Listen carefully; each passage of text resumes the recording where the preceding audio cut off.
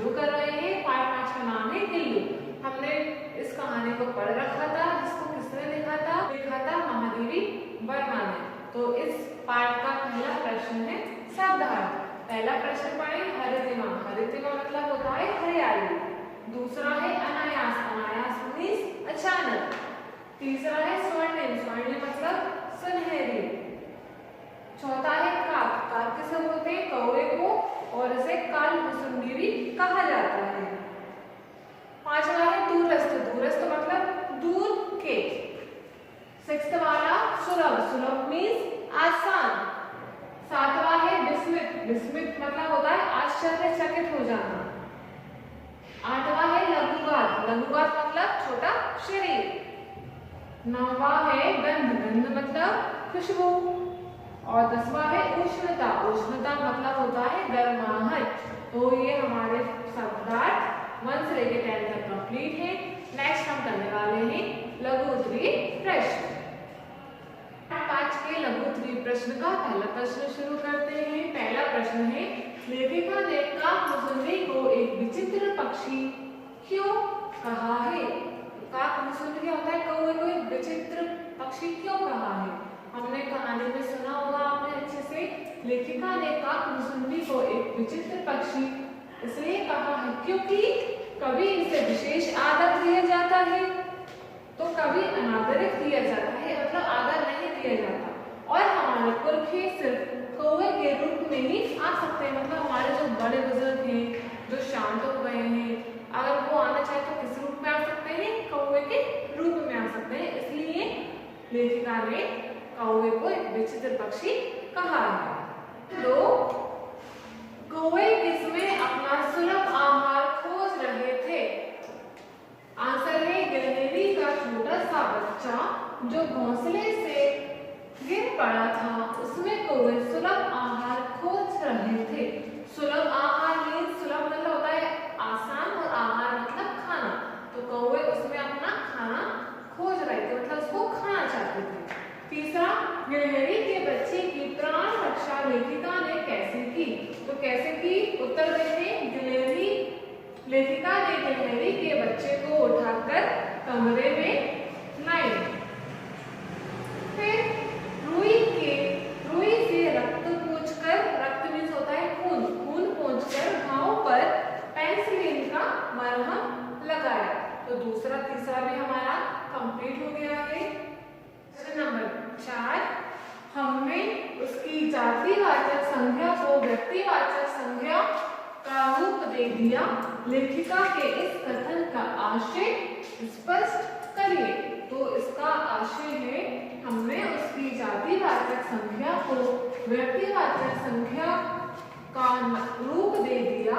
इस कथन का आशय है कि लेखिका उसे जानवर का नाम ना देकर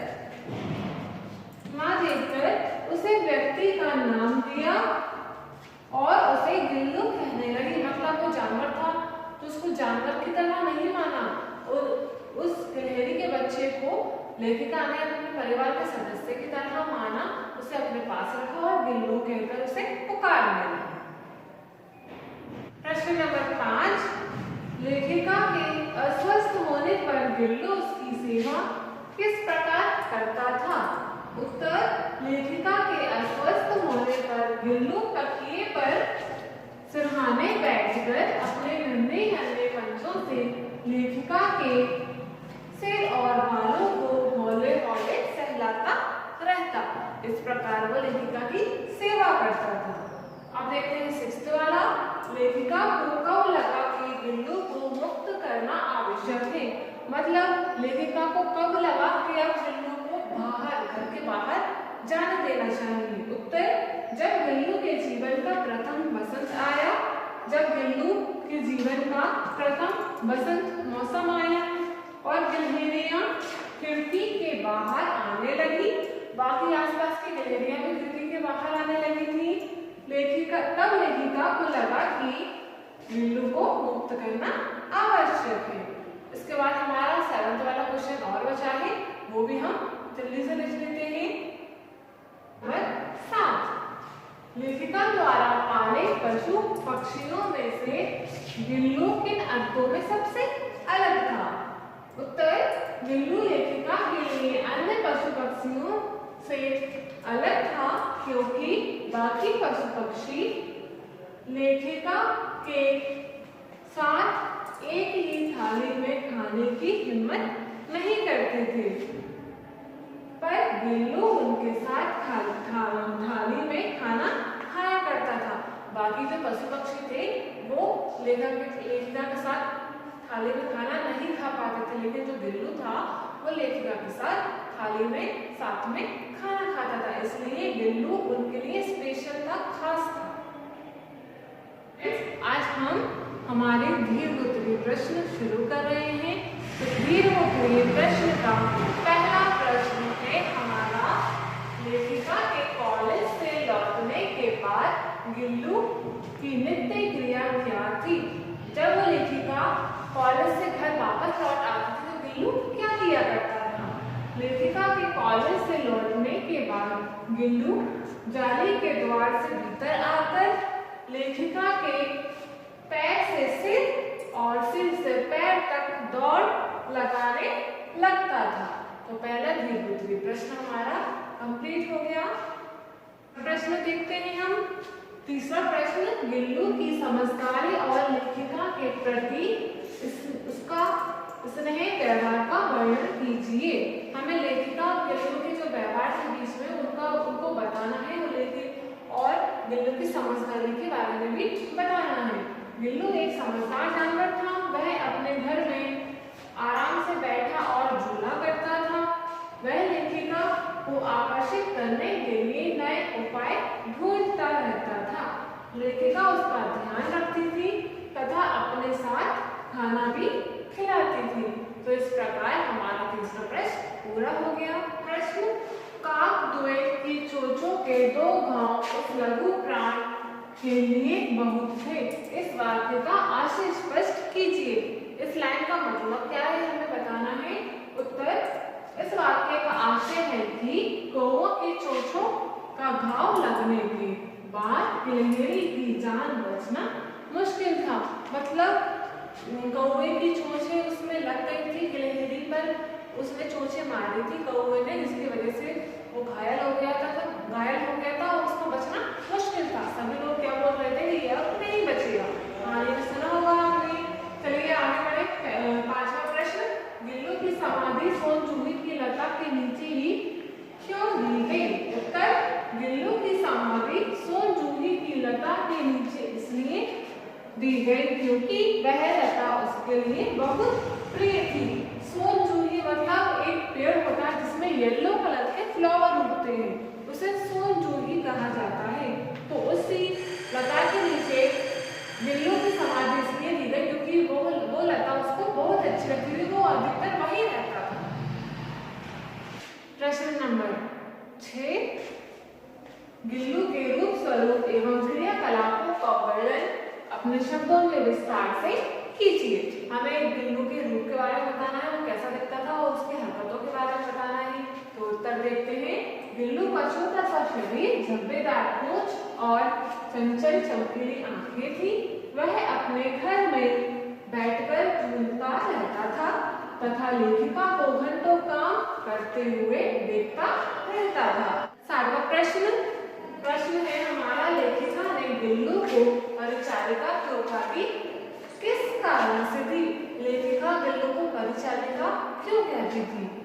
जब लेखिका अस्वस्थ थी तो गिल्लू उनके सिरहाने बैठकर, मतलब सिर के पास बैठकर अपने नन्हे नन्हे पंजों से उनका सर और बाल हौले-हौले सहलाता रहता था। इसी कारण से लेखिका ने गिल्लू को परिचारिका की उपाधि दी। जब लेखिका बीमार थी तो गिल्लू क्या करता था, उनके सिर के पास बैठकर अपने छोटे छोटे नन्हे नन्हे पंजों से उनके सर की मालिश करता रहता था, हल्के हल्के से उनके बालों पर हाथ फेरता रहता था। इसी कारण से उन्होंने परिचारिका सेविका की उपाधि दी। तो चलिए हम इस पाठ का प्रश्न नंबर 4, नीचे दिए गए शब्दों के लिंग बताइए। वो स्टार्ट करते हैं लिंग। यहाँ पर एक शब्द आया है लिंग।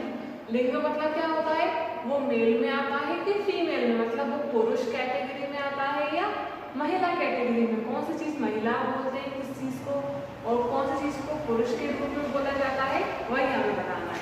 तो एक चीज और समझ लें, पुरुष वाले शब्द में लास्ट में सबसे आखिर में आ की मात्रा होगी और स्त्रीलिंग में ई की मात्रा होगी। ठीक है, तो चलिए शुरू करें। पहला है उंगली, उंगली ई आ रही है तो स्त्रीलिंग। दूसरा तकिया, आ तकिया आ रहा है तो पुल्लिंग। तीसरा सिर, रा के बाद सिर आ रहा है तो पुल्लिंग। झूला, यहाँ भी आ रहा है तो पुल्लिंग। पर्दा पुल्लिंग। जाली ई है तो स्त्रीलिंग। दूध, दूध है तो पुल्लिंग।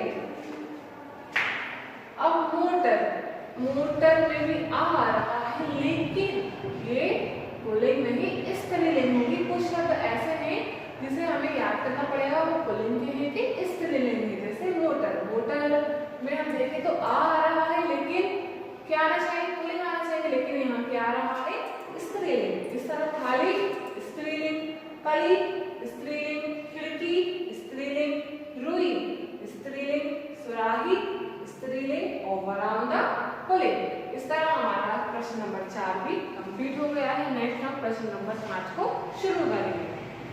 5वां प्रश्न हमारा, नीचे दिए गए यौगिक शब्द को खंडित करिए। यौगिक शब्द में जो जोड़े हुए शब्दों को अलग अलग करके लिखना है। तो पहला है लघु प्राण, लघु प्राण को अलग अलग करेंगे हम। ये हो जाएगा लघु प्लस प्राण।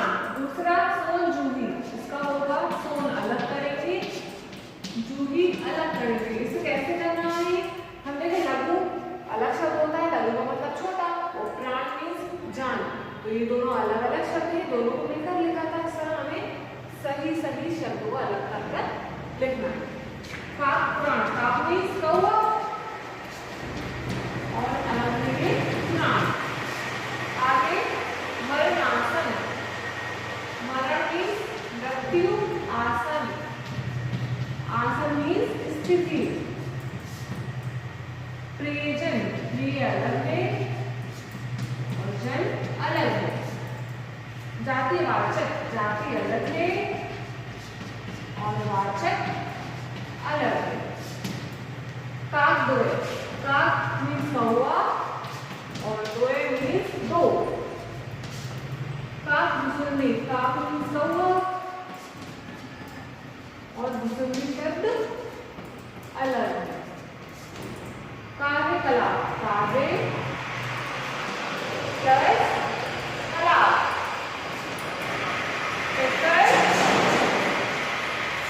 प्लस पर।